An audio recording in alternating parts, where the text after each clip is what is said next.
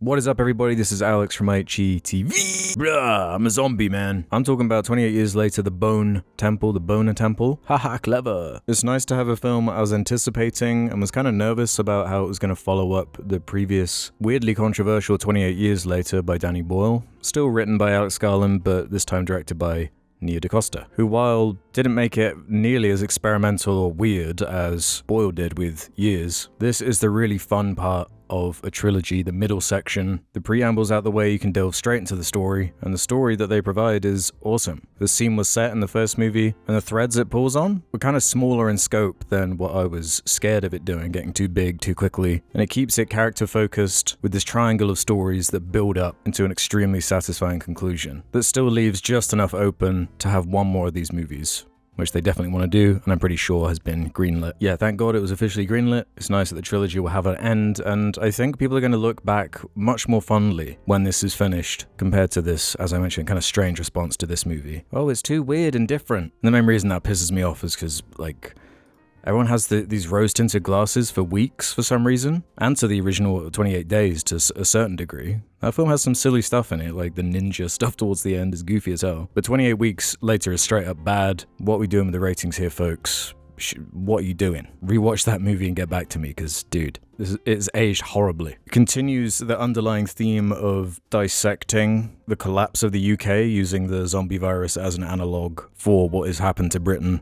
It's a deeply British movie. I talk about that commentary a lot in the breakdown video I did for 28 Years Later, which I'll put in the description. And I was finding the Alex Garland script was really finding a nice balance of commentary with these grotesque characters and finding little sprinkles of humor. The whole Jimmy angle and what they explore with that, I love, like cult horror, which there are some nods to in the first movie too. When I say first, I mean the first 28 years. It's gonna get confusing with the little island that Spike is from and the masks and the rituals. But the satanic slant and how they warp pop culture and use Jimmy Savile for this satanistic cult is also emblematic of what I'm saying about the death of the empire, the fall of the UK, Jimmy Savile weaponizing charity, and the way that charity is used in the dialogue is extremely clever. It still feels somewhat like a fantasy movie, more than a hard horror zombie survival thing, but I think if you felt that that was missing from the first part of this trilogy, you'll probably get more enjoyment out of this one with how focused it is. It's laser focused. It's brutal and sadistic, and the violence makes you wince at points. You know, who would have thought?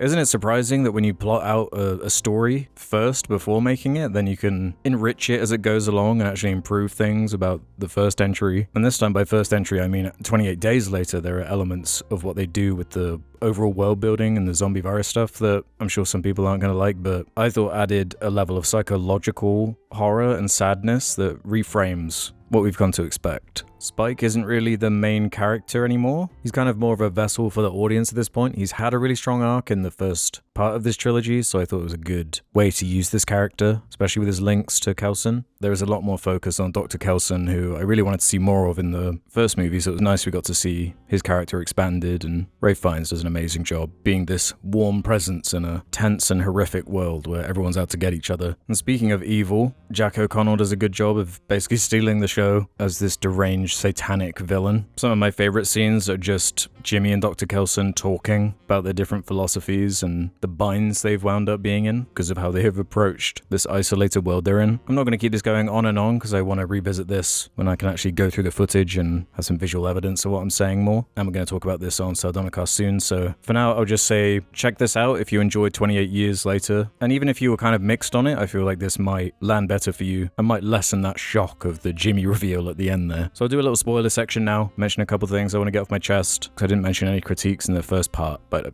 I really think you should see it without it being spoiled first. I do have a couple notes of things I didn't really like. I still don't like the terminology alpha. That is lame. I didn't like that about the first part of the trilogy either. There's a really tense scene in a barn that has kind of a clunky execution of a kill involving a hook, which I like how it concluded, and the performances in there were really good, but the use of space was just kind of what? Confusing, but really not a big deal in the grand scheme of the movie. I do prefer the style of 28 Years Later, the poem, the crazy iPhone matrix shots, and with it being just more experimental and out there, it was able to kind of have more emotional range, I think. And the Young Fathers music was missed for me, because I really think the music they made for this movie was sublime. Where there are a few needle drops in here that didn't work for me. Like, I love Everything in Its Right Place as much as the next guy, but I just feel like it's kind of overused and getting corny. Or at least pick a more niche Radiohead song. At least it wasn't Creep. I loved how going back to the kind of England or United Kingdom commentary, it had representation of Welsh accents, Scottish accents, a bunch of different British. It's such a cool part of the movie. It's almost a shame that they couldn't find a director who was British.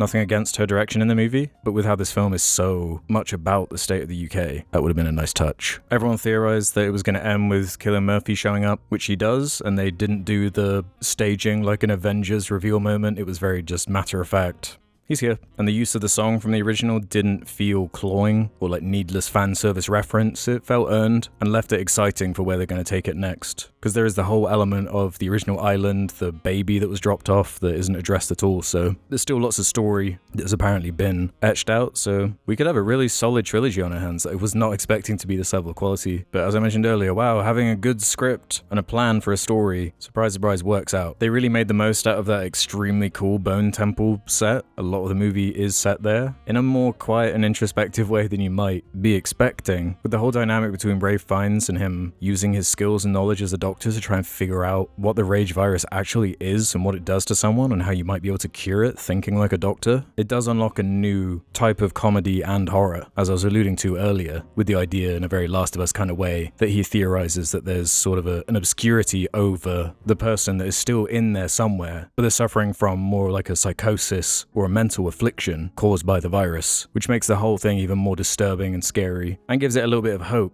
despite how dark it gets. And man, the way it builds up to the third act is so satisfying. When all the stories bubble to this crescendo, it feels well plotted out, like it's building on itself. I don't know, I really adored this. I was thoroughly entertained. I think it was the right decision to shoot them so close to each other, and I definitely wouldn't want to follow in the steps of Danny Boyle, but Nia DaCosta did do a really good job finding the heart of the story and still giving it its own life and energy. This was a 4-star with a like for me. I'll probably see this again and again and again. And another example of a film under 2 hours, has no fat on its Bone Temple. Go see it on the big screen. So let me know your thoughts if and when you've seen it. It was nice to watch a sequel to something set in a world that I like and not feel disappointed and just have a consistent level of quality. Okay, I'm going on and on. See you next time. Bye.